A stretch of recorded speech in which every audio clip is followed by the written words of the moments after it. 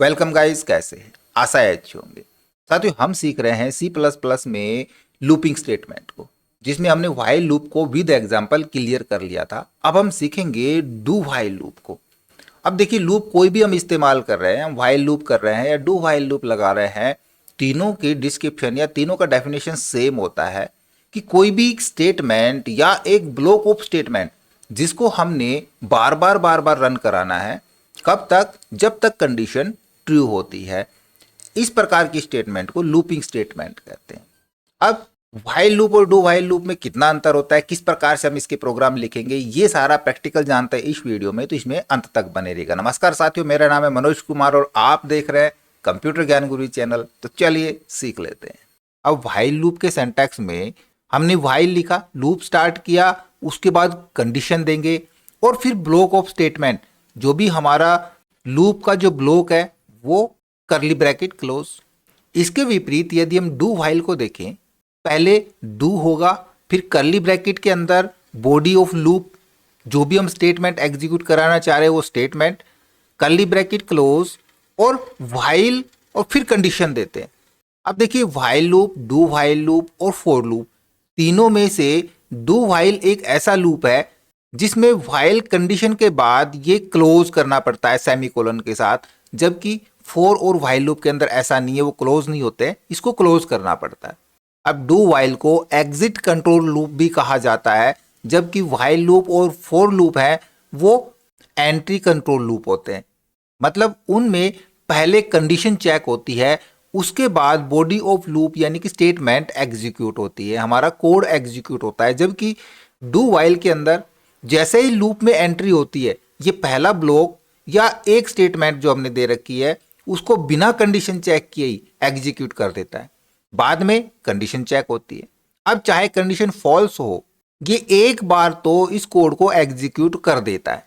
ये कंडीशन को एग्जिट होते समय चेक करता है।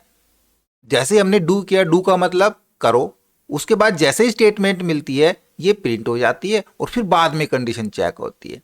अब एग्जाम्पल के लिए हम उसी प्रकार से 1 से 5 तक कोई काउंटिंग प्रिंट करना चाहते हैं, तो सिंपली हम यहाँ पे टाइप कराएंगे हेडर फाइल को, फिर हम लिखते हैं यूजिंग नेम स्पेस और std। अब देखिए, एग्जाम्पल के लिए हम क्या कर रहे हैं, हम 1 से 5 तक की काउंटिंग लेना चाह रहे हैं, तो हम यहाँ पे टाइप करेंगे, एक वेरिएबल ले लेते हैं। पहले सबसे पहले तो मेन फंक्शन लेंगे, इंट मेन।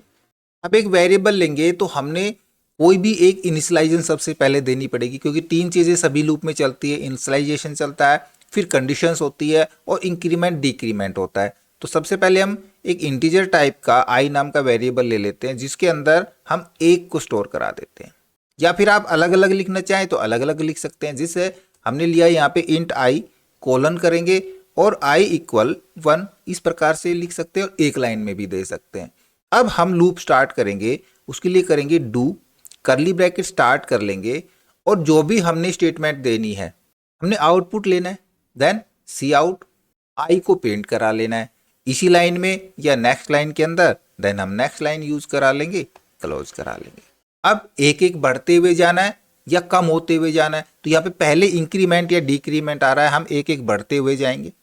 अब जैसे ही लूप का ब्लॉक हमारा एग्जीक्यूट होगा, उसके बाद हम व्हाइल पे कंडीशन देंगे। इसके अंदर कंडीशन क्या है, हमने 1 से 5 तक प्रिंट कराना है या 1 से 10 तक प्रिंट कराना है, तो कब तक चलना चाहिए loop, i less than equal 5 तक प्रिंट कराना है तो 5, और 10 तक प्रिंट कराना है तो 10, और यहाँ पे क्लोज करेंगे। ठीक है, ध्यान रहेगा आपको। हमने एक यहाँ पे देखो करली ब्रैकेट स्टार्ट नहीं करी है, मैं यहाँ पे करली ब्रैकेट स्टार्ट करता हूँ। सारा लूप हमारा यहाँ इस बॉडी के अंदर आना था ना, तो यहाँ से मैंने इसको नहीं कराया है, कोई बात नहीं, हम यहाँ पे आके इसको करा देते और नीचे क्लोज करा देता हूँ, करली ब्रैकेट क्लोज करा लेंगे। अब यहाँ पे जैसे ही हमारा लूप एग्जीक्यूट हो गया, प्रोग्राम खत्म हो गया, हमने रिटर्न करा देना है 0 मेन फंक्शन को। यानी कि क्या मतलब इसका, कि हमारा प्रोग्राम टर्मिनेट सक्सेसफुली। सेव करा देते, run and bill pay click कराएंगे। इधर एक एरर दिखाई है हमारे पास, हमने लाइन को क्लोज कराना है, देन इसको हम करली ब्रैकेट्स में डाल देंगे। ठीक है, सेव करा लेंगे और अब फिर से हम इसको रन करा देते हैं। देखो जैसे ही हमने इसको प्रोग्राम को रन कराया क्या हुआ, हमारा 1 से 5 तक प्रिंट हो गया। अब यदि मैं यहाँ पे कंडीशन को फॉल्स करा देता हूँ, मान लीजिए इधर मैं आई की वैल्यू डाल देता हूँ या 6 डाल देते हैं, तो क्या होगा, देखो हमने लेस देन इक्वल 5 प्रिंट कराना है, 5 या उससे कम, 6 को तो प्रिंट नहीं कराना है। बट क्या होगा, यहाँ पे सेव करा के रन कराते हैं तो ये एक बार इस स्टेटमेंट को जरूर रन कराएगा। देखो 6 प्रिंट हो रहा है, उसके बाद कंडीशन चेक हो रही है। तो किस प्रकार से, एक बार थोड़ा सा समझ लेते हैं, मैं इसको थोड़ा सा अच्छे से समझाता हूँ। देखो हमने एक आई नाम का वेरिएबल ले लिया और उसके अंदर हमने वैल्यू प्रिंट डाल दी 6, ठीक है, 6 डाल देते हैं, इनिशियलाइज करा देते हैं।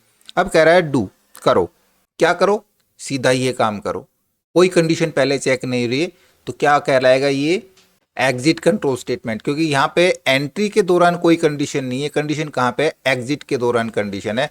तो सीधा ये इस स्टेटमेंट को प्रिंट करा देगा। आई की वैल्यू 6 है तो 6 को प्रिंट करा देगा। I equal I plus plus, एक आई इंक्रीज हो गया 7 हो गया, तो अब देखेगा कंडीशन, क्या 7 लेस देन इक्वल 5 नहीं है भाई, कंडीशन फॉल्स है।